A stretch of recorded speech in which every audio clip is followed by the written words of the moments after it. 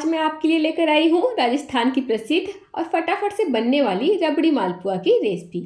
इसके लिए ना तो आपको मावा चाहिए, ना मिल्क पाउडर चाहिए और ना ही कंडेंस मिल्क चाहिए।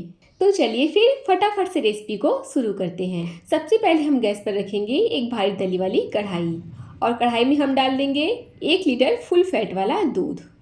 अब मीडियम टू हाई फ्लेम पर हम दूध में एक उबाल आने देंगे। जैसे ही दूध में एक उबाल आ जाएगा हम गैस की फ्लेम को लो टू मीडियम कर देंगे और बीच बीच में चलाते हुए हमें दूध को तब तक पकाना है जब तक कि दूध अपनी क्वांटिटी का आधा ना हो जाए। मतलब कि हमें दूध को गाढ़ा कर लेना है, बिल्कुल रबड़ी की तरह। ये देखिए बहुत ही बढ़िया से हमारी रबड़ी बन करके तैयार हो चुकी है। अब इससे अधिक हमें इसे गाढ़ा नहीं करना है, क्योंकि जिस तरीके से हम मालपुआ तैयार करने वाले हैं उसके लिए इतनी गाढ़ी रबड़ी परफेक्ट है। अब यहाँ पर रबड़ी को हम एक बोल में निकाल लेंगे, पर थोड़ी सी 2-3 चम्मच रबड़ी को हम कढ़ाई में छोड़ देंगे, क्योंकि इस रबड़ी से हम मालपुए की गार्निशिंग करने वाले हैं। ये देखिए मैंने कढ़ाई में 2 से 3 चम्मच रबड़ी को छोड़ दिया है गार्निशिंग के लिए और बाकी की रबड़ी को मैंने एक बोल में निकाल लिया है। अब इसी रबड़ी में मैं 1 चम्मच चीनी डाल दूंगी और इसे बढ़िया से 1 मिनट तक पका लूँगी, ताकि जो चीनी है वो अच्छे से घुल जाए और रबड़ी में बढ़िया से मिल जाए। ये लीजिए हमारी गार्निशिंग के लिए रबड़ी बन करके तैयार हो चुकी है। अब इसे हम एक तरफ रख देते हैं। अब अलग से जो रबड़ी हमने एक बर्तन में निकाला था उसे हम मिक्सी ग्राइंडिंग जार में डाल देंगे, पर ध्यान रहे कि यहाँ पर जो हमारी रबड़ी है वो पूरी तरीके से ठंडी होनी चाहिए, उसके बाद ही हम इसे पीसेंगे। अब मैं इसमें डाल रही हूँ 3 से 4 बड़े चम्मच मैदा, लेकिन सभी मैदे को हम एक साथ नहीं डालेंगे। पहले 2 चम्मच मैदे को डालेंगे और इसे पीस लेंगे, फिर दोबारा से 2 चम्मच मैदे को डालेंगे और इसे पीस लेंगे। अब आपको यहाँ पर ध्यान रखना है कि हमें इसे पल्स मोड पर चलाना है, यानी कि हमें मिक्सी ग्राइंडर को थोड़ा सा चलाना है, फिर रुकना है, फिर थोड़ा सा चलाना है, फिर रुकना है। अब बैटर को हम एक बोल में निकाल लेंगे और अगर आपको यहाँ पर बैटर थोड़ी सी गाढ़ी लग रही है तो आप यहाँ पर थोड़े से दूध का इस्तेमाल और कर सकते हैं। और ये देखिए हमारा इस तरह से बैटर बन करके तैयार हो गया है और आप देख सकते हैं कि ये ना बहुत ज़्यादा गाढ़ा है और ना ही बहुत ज़्यादा पतला है। तो बस अब यहाँ पर हमारा बैटर रेडी है। अब इसे हम ढक करके रख देंगे।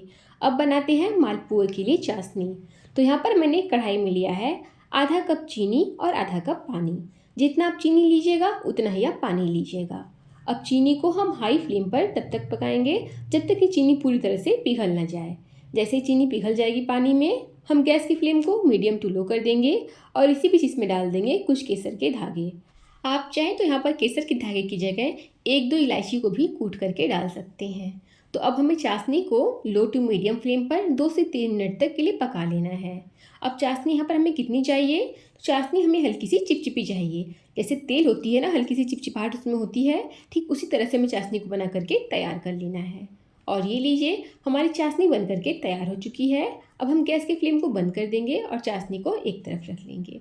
यहाँ पर मैंने पैन में 1 इंच की ऊंचाई के इतना घी ले लिया है। घी के गर्म होते ही हम इस तरह से कलछी की हेल्प से बैटर को तेल में ऊंचाई से डालेंगे। हमें इसे फैलाना नहीं है, ऐसे ही छोड़ देना है, ये अपने आप फैल जाएगा। फिर 1 मिनट के बाद हम इस तरह से चम्मच की हेल्प से मालपुए के ऊपर तेल डालेंगे ताकि ये ऊपर से भी अच्छे से फ्राई हो जाए। फिर 2 मिनट के बाद हम इसे अच्छे से पलट लेंगे और ये देखिए कितना प्यारा सा इस पर कलर आ गया है। फिर इसे हम लो टू मीडियम फ्लेम पर तब तक पकाएंगे जब तक कि इस पर प्यारा सा गोल्डन कलर नहीं आ जाता। और ये देखिए बहुत ही सुंदर सा इस पर गोल्डन कलर आ चुका है। तो बस अब इसे हम छान करके तुरंत चाशनी में डाल देंगे। लेकिन ख्याल रहे कि जो हमारी चाशनी रहेगी वो हल्की सी गर्म रहेगी, तभी जो हमारे मालपुए हैं वो चाशनी को अच्छे से अंदर तक सोखेंगे। तो ठीक इसी तरह से हम सभी को फ्राई करके तैयार कर लेंगे। अब यहाँ पर जैसे मैंने आपको एक फ्राई करके दिखाया था, इसी तरह से आप इसे 3-4 भी पैन में फ्राई करके तैयार कर सकते हैं। ये देखिए जैसे मैं आपको दिखा रही हूँ। तो हमें मालपुए को तुरंत तेल में से निकालने के बाद इसे हल्की गर्म चाशनी में डाल देना है और 2 से 3 मिनट के लिए इसे ऐसे ही छोड़ देना है ताकि बढ़िया से चाशनी को सोख सके।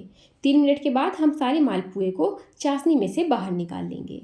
और ये देखिए सारी मिठाई एक तरफ और मालपुआ रबड़ी एक तरफ। अब आप चाहे तो इसे ऐसे ही प्लेन सर्व कर सकते हैं, बस इसके ऊपर थोड़ा सा पिस्ता से इसकी गार्निशिंग कर दीजिए ताकि ये देखने में और भी सुंदर लगे। इसी तरह से आप इसे रबड़ी के साथ भी सर्व कर सकते हैं। जैसे कि राजस्थान में रबड़ी मालपुआ मिलता है, ठीक वैसे ही बस रबड़ी के ऊपर भी हम पिस्ता से इसकी गार्निशिंग कर देंगे। और ये लीजिए हमारा बहुत ही स्वादिष्ट और एकदम मुलायम रबड़ी मालपुआ बन करके तैयार है। फ्रेंड्स, आपको आज की रेसिपी अच्छी लगी हो तो प्लीज़ वीडियो को लाइक कीजिए, शेयर कीजिए और चैनल को सब्सक्राइब कीजिए। चलिए फिर मिलते हैं इसी तरह से एक और नई रेसिपी के साथ। तब तक के लिए थैंक यू।